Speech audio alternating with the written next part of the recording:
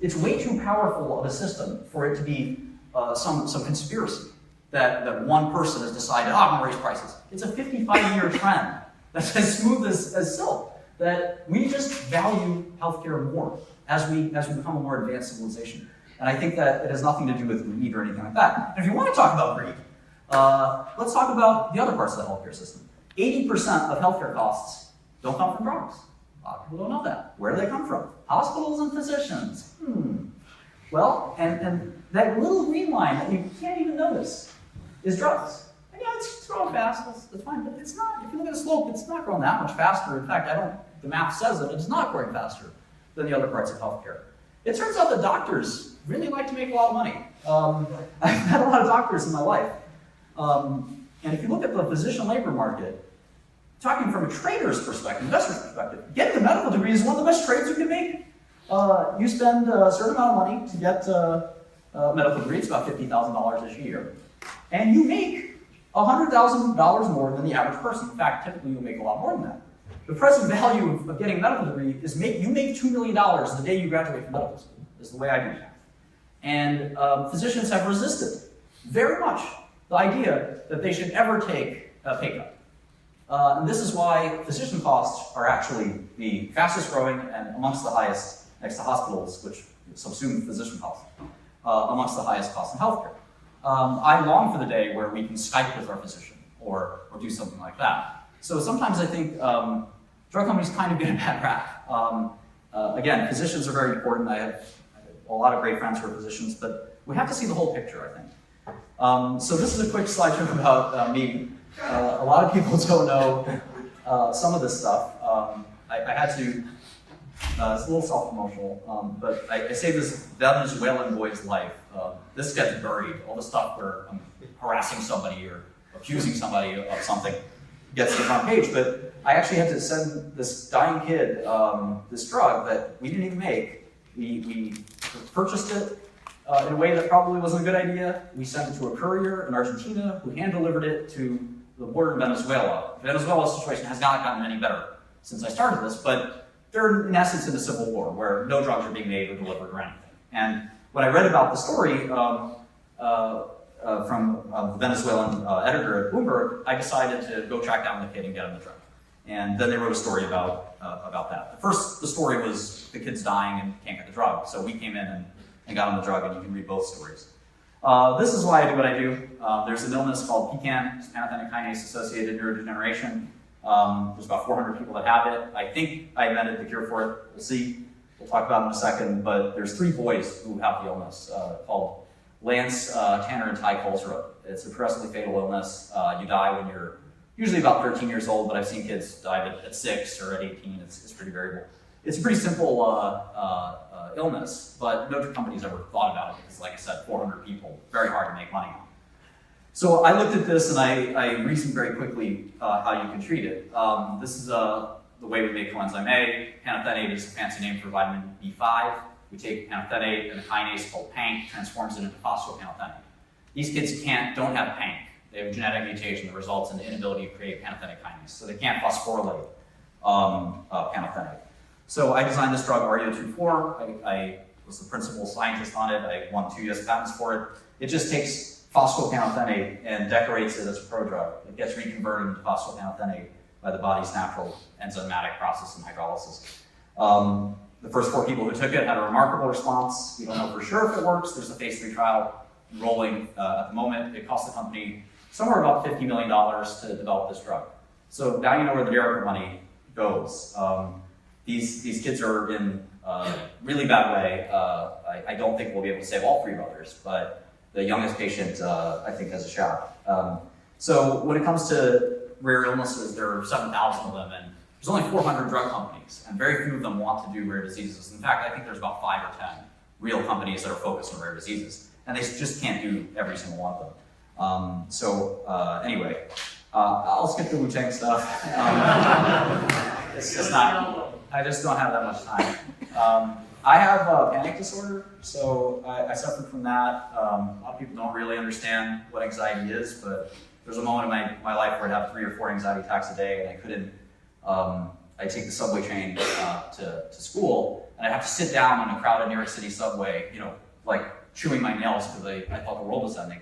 I took one drug, and I've been taking it for the rest of my life. I haven't had a panic attack since. And to me, that's the promise of the pharmaceutical industry, the beautiful, amazing way to transform science into real outcomes for people.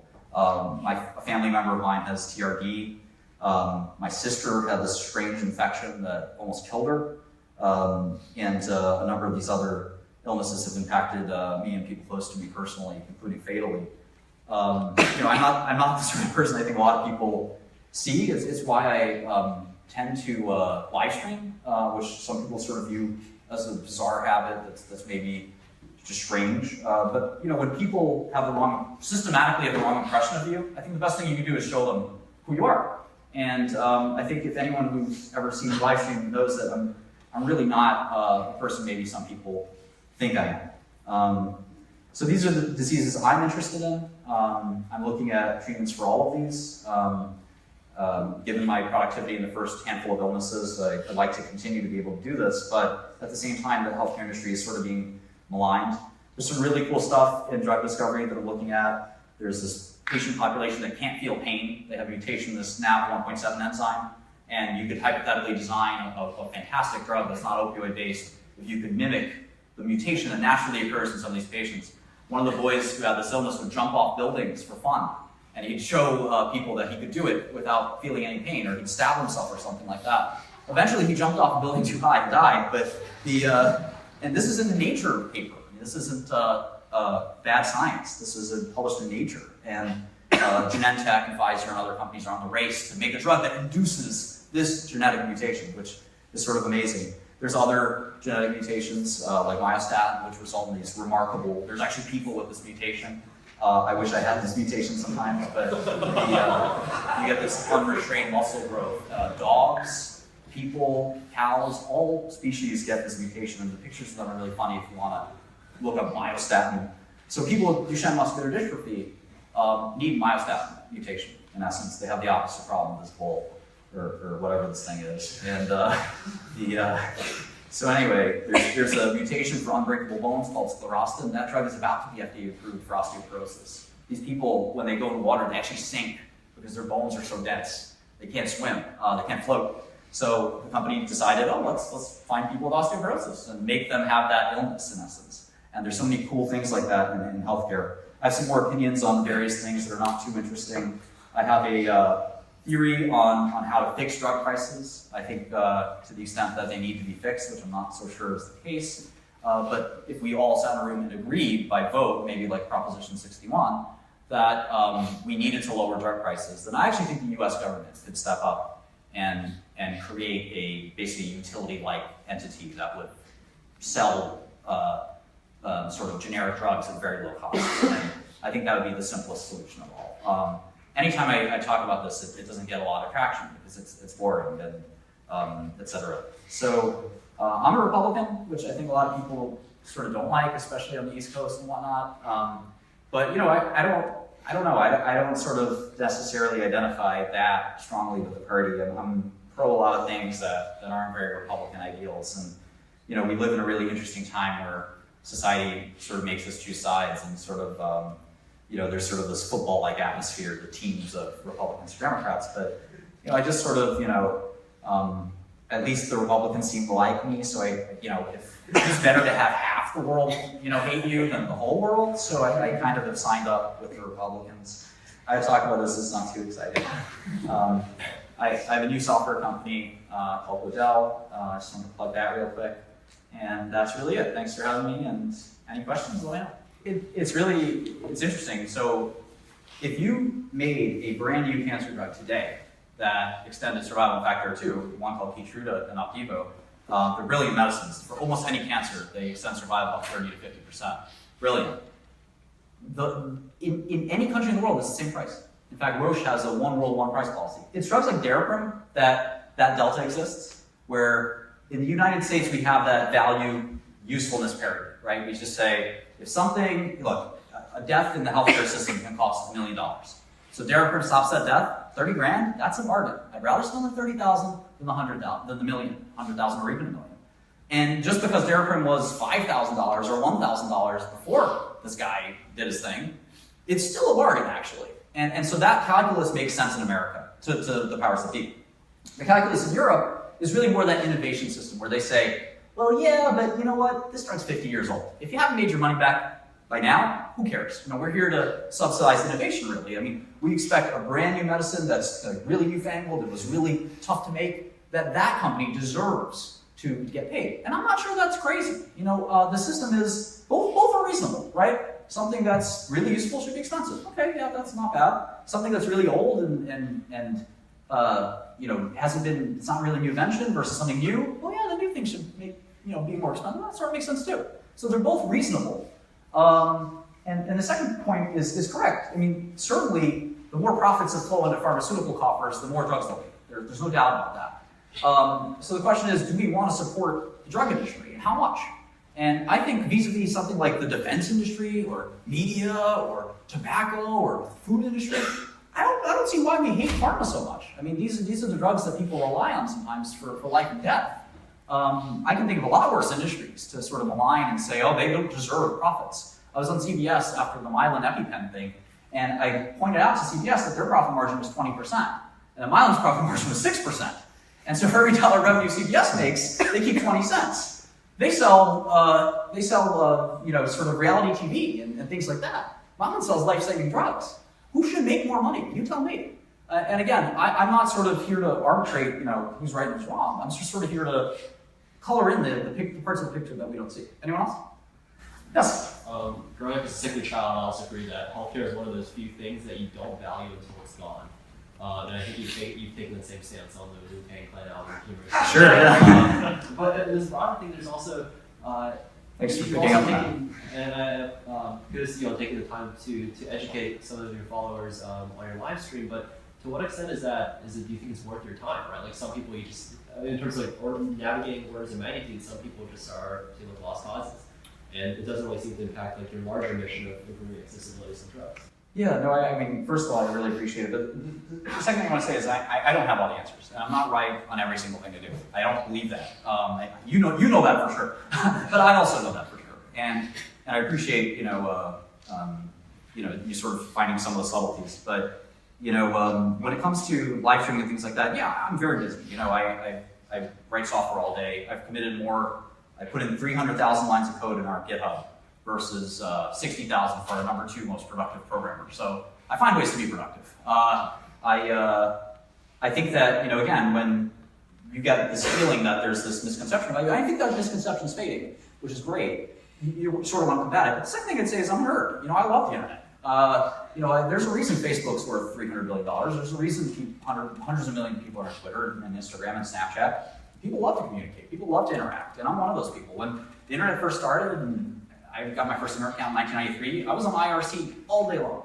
I'd rather be on IRC than go to the hot party in high school. Yeah, that's just who I am. You know, I can't change that. You know, so whether I was famous or not, you know, I'm always going to be on the internet trolling and looking for trouble and stuff like that. And that's sort of the world I grew up in, right? I mean, 1993 to 1998, there's nothing to do on the internet other than troll. You know, all you can do is tease people. So now people expect it to be this great venue for people light and work. But if you're from that era, you still want to, you know, get in trouble. And it's just sort of this force of habit thing that you realize, like, oh, people think this is a real thing, the internet. Like, people think this is like a place to be nice and to not troll and mess around. And it's like, how could you say something like that? Where did you come from? Like, this is the standard. So anyway, you know, that's, you know, maybe 2 ways to answer that question. Anyone else? Could you please go over the Wu-Tang slide?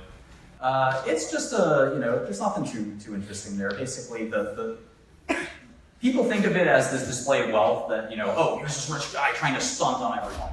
And the reality is, I sort of wanted to give a gift to hip hop. That this was an art form. I have some Picassos and things like that, but this is an art form that's not appreciated. There's no Wu-Tang, you know, Drake would not be able to sell his last album for the same price as a Picasso masterpiece. Probably not a masterpiece, is the first reason. But, you know, the point is people don't value music, right? People don't sort of, like your very brilliant colleague here, who literally has a t-shirt that says eat, sleep, and code, and solve the math proof first. Like he said, this guy should be president of Princeton. Like you said, there's you don't appreciate it till it's gone. And Wu-Tang Clan is not the world's most famous group and the world's most liked group. They had their heyday 20 years ago. But the idea that one of their albums could disappear is telling. You know, their last album made $500,000 of revenue. Most of that was disappeared in costs. So they didn't make any money making a full-length album, right? This is their product. And they said, you know what, if we can make $2 million selling one guy, well, we have kids, we have rent, we have food to put on the table. Let's just do that. And they found a buyer, and the album was made, and that was it. So I don't want to talk too much about Wu-Tang. Yeah, please, come back. Yeah, so I was curious, you talked a lot about the two different ways that you see that you can value products, or either by the value that they add and by innovation, and how you think that relative to that standard, pharma is kind of a bargain. And then you talked about how maybe pharma is not the whole story when it comes to rising healthcare costs, and the majority of it is hospital systems and physicians. And whether you think that's kind of like appropriately priced relative to that standard, you know, how much value add is pharma giving relative to hospitals and physicians? I mean, being a pharma evangelist, you're going to get a predictable answer. I think that drugs are the faceless, sort of nameless, sort of ultimate efficiency. They work. They're predictable. They aren't as subject, I think, to the vagaries of inefficiency and bureaucracy and things like that. They're one of the few parts of healthcare that are really kind of studyable and truly efficient. The other thing to keep in mind, the average drug only exists for about 10 years. Then its patent expires, and it's gone forever. So the company gets 10 years to make its money, and then it's like this gift for the rest of the world. I have this friend who's taking a cystic fibrosis drug called 𝗕𝗂𝗀𝗡𝗏. It's $300,000. She's 36. My friend died of cystic fibrosis when he was 19. Thank God for that drug company. She was a big fan of mine because, you know, she sort of thinks of the world as, you know, I'm alive because of people like Martin. He want to make products that save my life. And she's, the point is that for $300,000, you know, certainly it's spread out over a number of people, but ultimately I think that, you know, it's hard to argue that that's not an efficient system, because 10 years from now, 𝗕𝗄𝗏's price will drop from $300,000 to close to zero. Because the patent will expire, and any old company can make it, and it'll cost pennies. To me, that's kind of a cool system. You know, that doesn't happen to doctors. They don't have a patent expiry. So it's sort of a unique system, and it's designed to combat, you know, abusive things and monopolies and things like that. But at the end of the day, I think if you look at it in sum, I do happen to believe drugs are very cost effective. There are parts of the drug industry that are not nice, not good, and, you know, so forth. But if you look at the top 10 drugs in the US, Adderall's not one of them, OxyContin's not one of them. They're all drugs that treat obscure illnesses or cancer, and they're actually high impact medicines. In fact, a number of companies have recently come out with obesity drugs. The biggest flops you'd ever see. The most recent drug, Keytruda for cancer, is going to sell about $3 billion this year.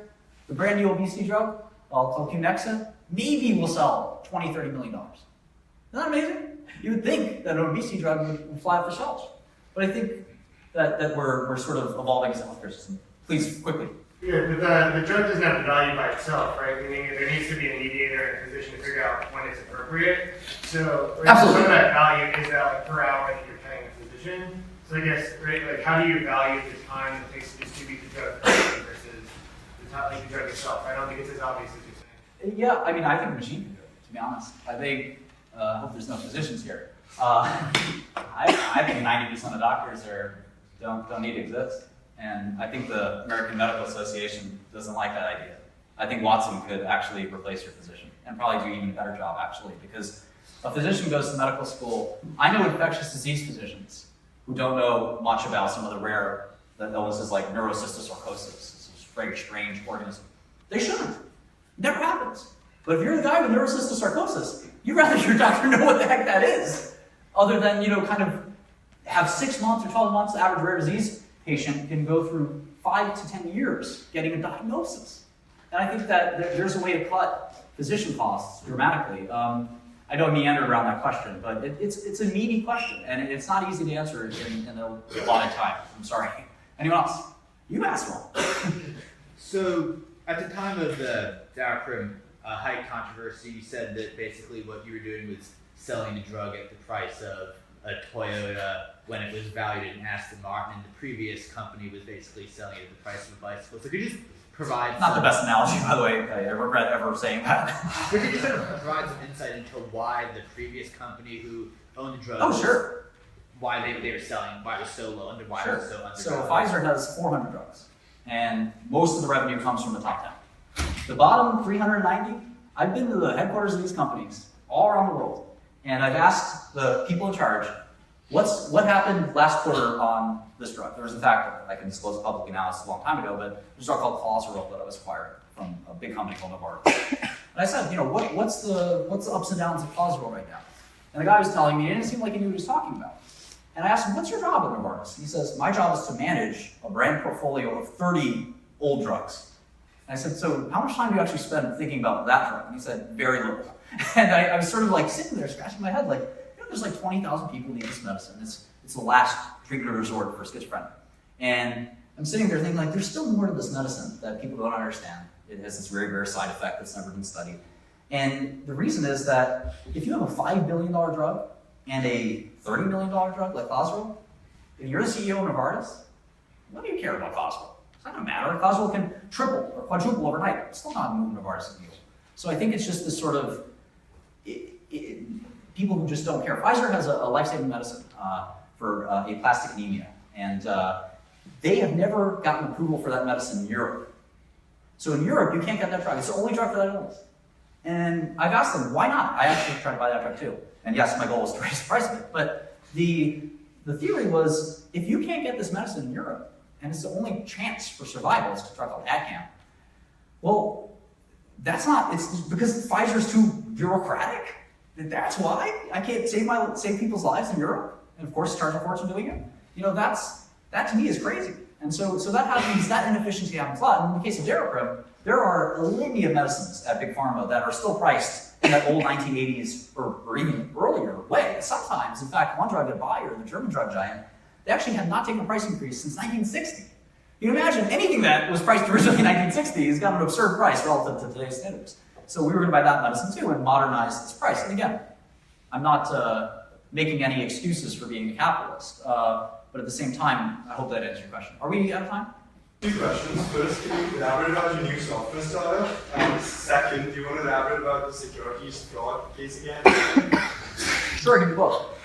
The second one's not as funny to me, but yeah. The first one I'll do briefly. 𝗥𝗘𝗍𝗆 Systems, 𝗕𝗂𝗀𝗃 actually made his name in many ways right here in Princeton at IAS. And if you haven't studied 𝗕𝗂𝗀𝗃's life, it's really fascinating, and I named my company after him. But anyway, we're a software company of about 15 people. Our CTO hails from Twitter, and I'm the CEO.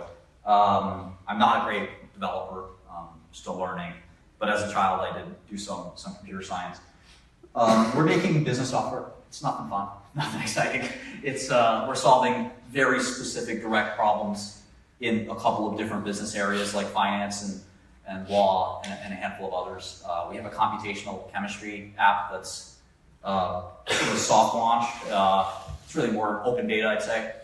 And the URL is out there if you want to go hunt it down. It lets you do molecular simulations and docking on the web, which has never been done before. So you can actually dock 1 million ligands against a protein and get a score on the internet. On the second thing, I have been charged with litany of crimes. I thought I'd say that. The trial starts in June, late June, and I predict I'll be fully acquitted. I'm almost certain of it. We'll see what happens. It's sort of like an unpredictable event. In fact, 80% of the time, the person who's on trial is found guilty. I think it's probably because 80% of the time they are guilty, but it's also one of those things where I think our criminal justice system is a little messed up. I had a big fight with my company called Princeton that I started, and I owned 25% of at the time. And one day, the number 2 guy, my employee, asked me to leave the company. I was shocked. I owned 25% of the company. I started the company. I named the company. I invented half the drugs in the company. And this guy says, I'd like you to leave the company. And the reason was because I tweeted too much. In fact, I have the notes. It says in the notes that we're asking Martin to leave because he won't control his Twitter. So, okay, whatever, guys. I don't need you. I'll start my own new company, and I called it 𝗕𝗂𝗢𝗄𝗏𝗏𝗏. But I decided to sue the guy, and I started getting into this fight. And the guy goes to more or less cries like a baby to the government and says, "Oh, I think Martin did all these horrible things." And what you'll see at the trial is that he's lying about that, and that none of those things are true. But it threw enough of a wrench into my life, to say the least, that I got to go explain things. Now, the government, interestingly, what they're supposed to do is hear both sides. They met with 𝗕𝗏𝗏 and that guy 25 times. They met with me once. And when they met with me once, I asked for the meeting. I actually called the FBI. And I said, "I heard you're investigating me." And they said, "Yeah." And I said, "Well, what can I do? How can I help you?" And I actually walked down there myself without a lawyer. And I sat there and I said, "I'm an open book. Ask me anything." And they didn't really ask me anything important. And I woke up one morning in handcuffs. So I think that when you're seen as a bad guy, which I was, I don't know that there's a business, this might be a little controversial, but you know, the great French writer _Balzac, who I love to throw around that name, I don't think it'll ever get old. Even if you're a literature major, it's just fantastic name. He said, "Behind every great fortune is a great crime." And Warren Buffett quotes it a lot, and he says, the quote actually was meant to be said, "Behind every great fortune is a great crime, except for Berkshire Hathaway." And the reality is, I don't know that there's a business on the planet that if you didn't look hard enough with a big enough magnifying glass and a good enough interpretation of the law, that you wouldn't find a so-called crime. And I think when you look into my case, what's remarkable about it is that there's no victims. The company that I ran is supposedly the victim. Now, what's weird about that is I at one point owned 50% of the company. When these alleged crimes happen, I own 30% of the company. Why would I commit a crime against myself? It doesn't make any sense. And again, at the trial, you'll hear some of these arguments, and you'll sort of see, I hope, that it's really this bizarre. If you read the indictment, it's one of those bizarre things. Nobody's accusing me of stealing money, which is remarkable. Nobody's accusing me of doing anything that is really like one of these brazen kind of crimes that you'd be, you'd sort of read about. It's this really nuanced kind of accusation that I spent money improperly, or that this or that. They accused my hedge fund, for instance, of certain misstatements. My hedge fund investors made triple their money. None of them are upset. In fact, I have a pile of thank you letters from them. That doesn't sound like fraud to me. And I think at trial I'll be vindicated. So, it does tell you about sort of what, one judge in the Ninth Circuit said that we're at an all-time high of prosecutorial misconduct. And I think that we had a prosecutor in New York named Preet Bharara, who was very well known. Someone once asked Preet, "What is your jurisdiction? What do you think about when you think about prosecuting crimes?" And he snidely said, "Have you heard of Planet Earth?" I think that the arrogance of prosecutors is up there with the arrogance of politicians. And I think that they're even more sort of in control of the fiefdom. Not only do they get to make laws and discharge them, but they also have a bunch of FBI guys with guns that will do whatever they want. And I think it's sort of an abused practice, and I hope that this draining of the swamp, so to speak, is real, and it applies to not just politicians, but also the criminal justice system. So, we'll see what the jury says. I'm willing to accept their conclusions. If they feel like I committed a crime, then perhaps I did. I don't think that's the case. I don't think they'll draw that conclusion. But I also trust in our system quite a bit. I think 12 of my peers, if they listen to, you've heard a preview of our defense, but if they listen to the prosecution, I don't think they're going to come back and give me bad news. We'll have to see. I've a lot of hope, and if it were legal for me to bet on it, I would. Please. On the results of the next election, what happens to the Wu-Tang album? So I'm ready and willing to give away the Wu-Tang album. The problem is that the Wu-Tang Clan was very upset when I said that I'd donate it for, after the Donald Trump success.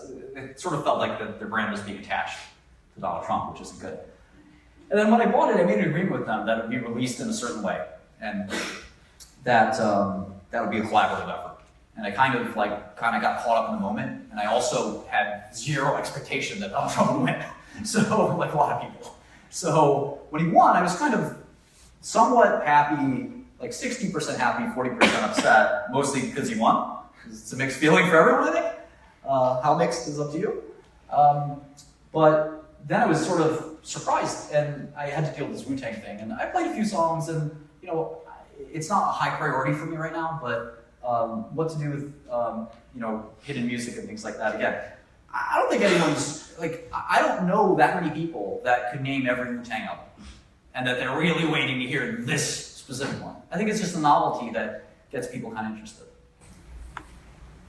Hi, Martin. I'm a member of the press, and we spoke once before when you first appeared on the Princeton Live meeting. Oh, great. Right. Discussion between the current healthcare bill passed around Congress right now on March 7th.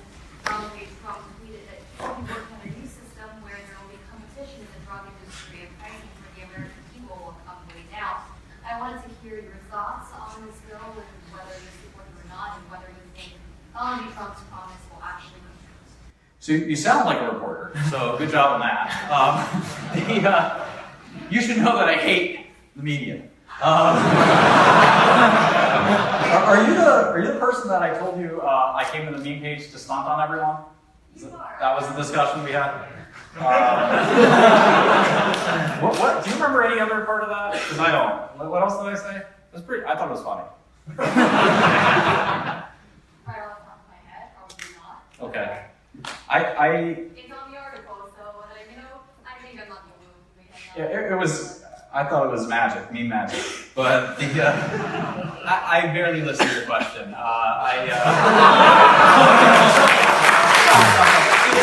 The media deserves respect, and I thought that was an intellectual question. I have this visceral opposition to most media because I don't know. It's just one of these things where what I found is that even if you find an honest reporter, I made friends with one, who's here right now. The editors have almost always had this ridiculous point of view, and they found that their meaning in life is to take news and render it into some sort of opinion. And I've seen that invariably. Now, regarding the healthcare proposals, look, if there's anything I've learned in the last 34 years of being alive, it's that Washington is just sort of this crazy machine that nobody can understand. And that no matter what comes out of Trump's mouth, or any other president's mouth for that matter, it's 95% BS. And I don't know that my perspective as a lowly drug innovator, hopefully, or drug vulture, depending on your perspective, is simply to think about medicine and make it. And I don't really think too hard about, so I'm trying to give you the most honest answer I can. And I apologize for picking on you. But I think ultimately I sort of just stick to what I know. And what I know is medicine. And I can't be great at medicine if I try to also be great at public health and try to be great at, understanding the politics of medicine and trying to be great at medical distribution and all these other things that there's other people that are really good at that. I'm good at saying, oh, this illness, I can make a drug for that. Or, hey, that medicine should be more expensive, or that medicine should be less expensive occasionally. But, I try to stick to what I know, and that's what I know. And what Washington wants to do and what they should do, I don't know that I care. At the end of the day, I know that great medicine will always be valuable. And whether it's really, really valuable or just sort of valuable, it really hasn't mattered. It hasn't mattered to the drug industry in a long time. So I hope I satisfied you. All right, so our time is up. Thanks a lot to Martin for coming out tonight. Thank you.